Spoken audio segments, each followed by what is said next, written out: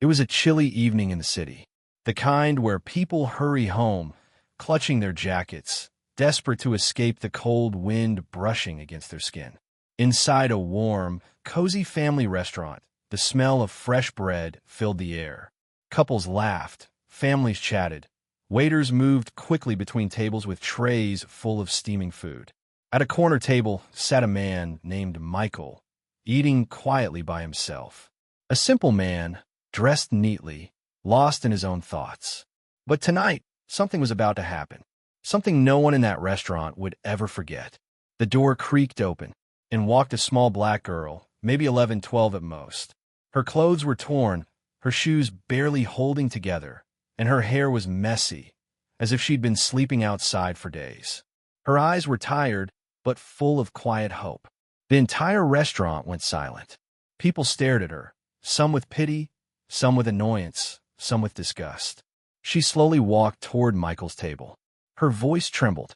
"Girl, excuse me, sir, can I eat with you?" The room froze. Glances exchanged. A few people scoffed. A couple at a nearby table whispered. Woman, whispering. "Oh no, now these street kids are coming inside. Mun, she probably wants money. Just ignore her." The girl heard them. Her eyes dropped to the floor. But Michael looked at her differently. Not with pity, not with judgment, but with recognition, as if he saw a part of himself in her. Scene 2, the invitation. Michael slowly put down his fork. "Michael, of course you can eat with me."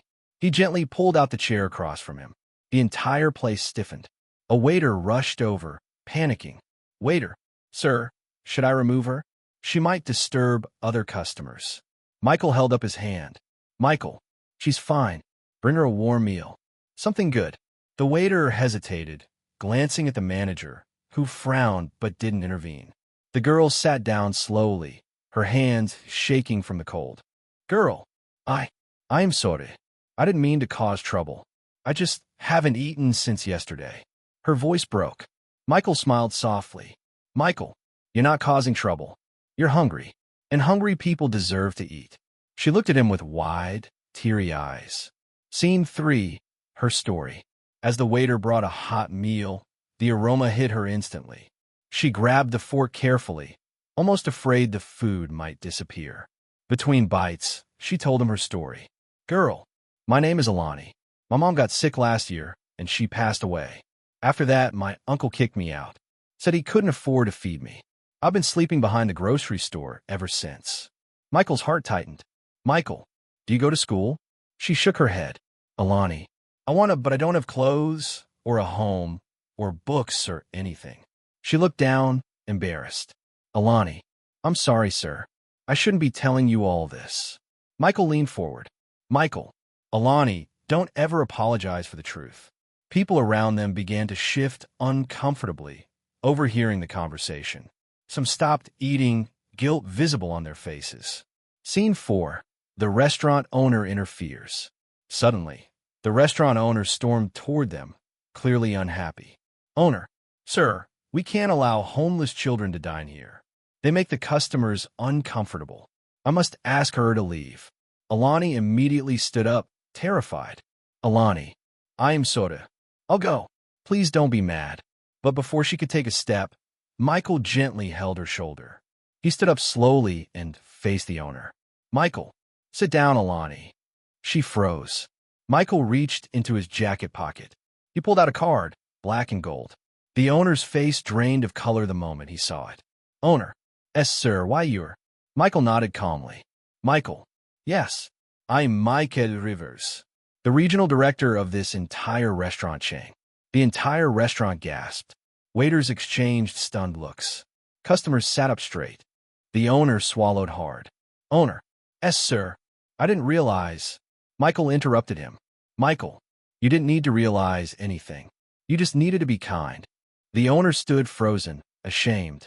Scene 5. The decision that changed everything. Michael turned to the rest of the restaurant. "Michael, all of you judged a child before even hearing her story. But hunger doesn't make someone less human."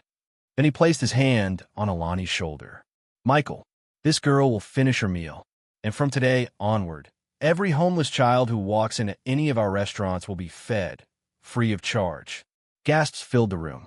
The owner nodded frantically. Owner, yes, sir. Of course. We'll make a new policy immediately.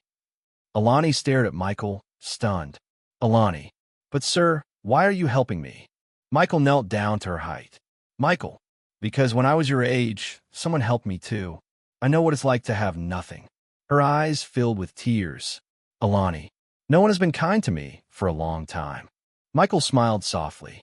Michael, well, that changes today. Scene 6, the heartwarming ending. After Alani finished eating, Michael stood up and offered his hand. Michael, Alani, how would you like a warm place to stay tonight? Her breath caught. Alani, I could stay somewhere warm. He nodded. Michael, and tomorrow we'll get you clothes. Then school enrollment. If you want, I can help you start a new life. Alani covered her face and cried quietly. Alani, thank you so much. I don't know why you're being so nice to me. Michael wrapped his coat around her shoulders. Michael, because everyone deserves a chance, and because kindness always finds its way back.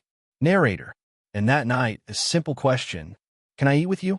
Led to a new beginning for a girl who had lost everything. The restaurant learned a lesson. The staff learned a lesson. And Michael remembered where he came from. Kindness doesn't need a reason. It just needs a heart.